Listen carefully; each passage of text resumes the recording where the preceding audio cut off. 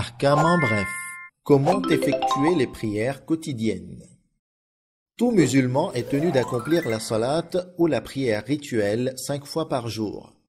Ces 5 prières quotidiennes s'effectuent de façon similaire à différentes heures de la journée, mais diffèrent par le nombre d'unités ou de rak'a. La prière de l'aube ou fajr a 2 rak'a, celle de Zohr ou midi en a 4, ainsi que celle du Asr ou après-midi. Celle de Maghrib ou crépuscule en a 3, enfin celle de Isha ou du soir en a 4. Chaque rak'a comporte une inclination et 2 prosternations. La prière commence par les mots Allahu Akbar et se termine par la récitation du salam. Et maintenant, comment effectuer la prière?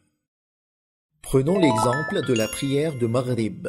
Avant de commencer la prière, il est nécessaire d'observer tous les prérequis qui la concernent. En bref, il faut être en wudu, porter des vêtements tahir et se diriger vers la qibla. Il est également fortement recommandé de réciter l'adhan et l'iqama avant la prière, mais ce n'est pas une obligation. Très bien, maintenant tenez-vous droit et ayez l'intention de vous rapprocher d'Allah par cet acte d'adoration. Ensuite, dites Allahu Akbar en arabe. Cela s'appelle le takbiratul ihram et dans des circonstances normales, il est obligatoire de se tenir debout pendant qu'on le dit. C'est ainsi qu'on commence la prière et à partir de là, elle sera invalide si on fait autre chose que les actes de la prière. Récitez ensuite la sourate al-Fatiha de la Basmala jusqu'à la fin, puis récitez n'importe quelle autre sourate complète du Saint-Coran. Le corps doit rester immobile pendant la récitation et on doit réciter convenablement en langue arabe. Il est nécessaire de prononcer clairement chaque mot des sourates et il ne suffit pas de les évoquer uniquement dans notre esprit. Un homme doit réciter les sourates à voix haute. Ensuite, c'est le recours ou l'inclination.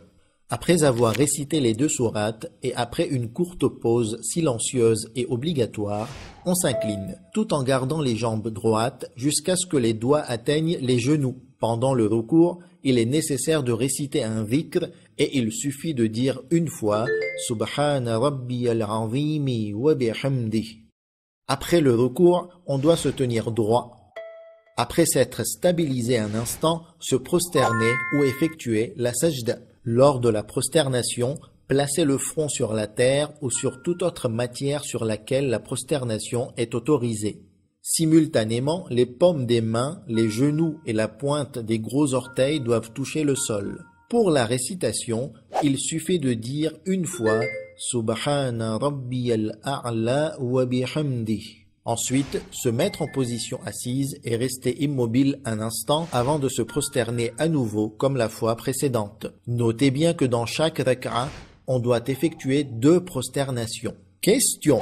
Puis-je poser mon front sur n'importe quelle matière pour la prosternation? Non, il doit se poser sur des choses provenant de la terre ou des plantes qui poussent sur la terre qui ne sont pas comestibles ou utilisées pour faire des vêtements.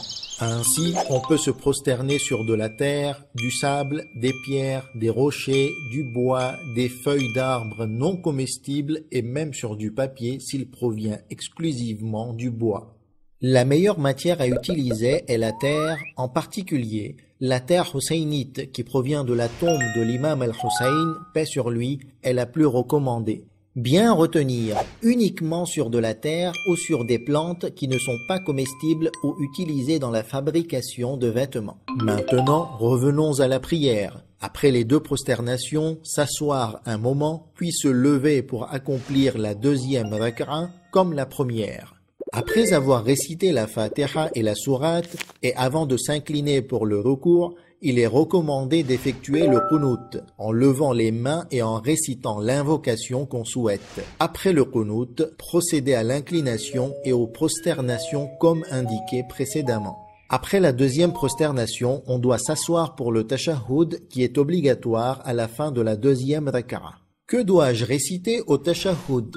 Dire Ashhadu an la ilaha illallah wahdahu la sharika lah wa ashhadu anna Muhammadan abduhu wa rasuluh.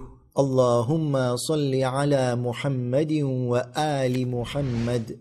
Ensuite, se lever pour la 3e et dernière rak'a de la prière de Maghrib. Ici, on a le choix entre réciter à voix basse la sourate al-Fatiha ou 3 fois la tasbiha. Subhanallahi walhamdulillahi wa la ilaha illallah wallahu akbar. Ensuite, effectuer l'inclination et les 2 prosternations comme indiqué précédemment. Enfin, s'asseoir et réciter le tashahhud une fois de plus, puis compléter la prière en récitant le salam. Assalamu alayka ayyuhan nabiyyu wa rahmatullahi wa barakatuh. Assalamu alayna wa ala ibadillahi s-salihin. Assalamu alaykum wa rahmatullahi wa barakatuh. Ainsi, on a complété la prière de Maghrib.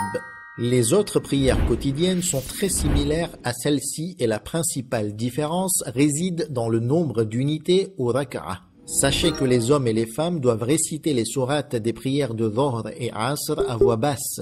Et seuls les hommes doivent les réciter à voix haute lors de la prière de Fajr et lors des 2 premières rak'a des prières de Maghrib et Isha. Voyons maintenant ce qui invalide la prière. 1.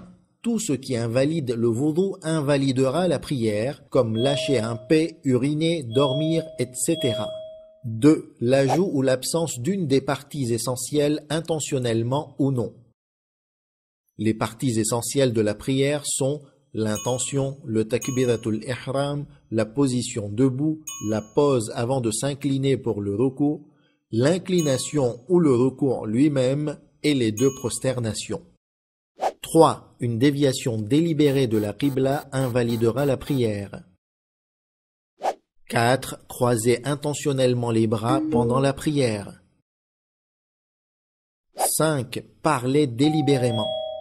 6. Dire délibérément Amin après avoir récité la sourate al-Fatiha. 7. Rire de manière audible. Le simple fait de sourire n'annule pas la prière. 8. Pleurer pour une raison matérialiste et mondaine. 9. Manger ou boire pendant la prière. Taqabbalallah. Les prières sont complètes. Et ne manquez pas les grandes récompenses de la tasbih de Dame Fatima, paix soit sur elle, après la prière. Pour cela, récitez 34 fois Allahu Akbar, 33 fois Alhamdulillah et encore 33 fois Subhanallah.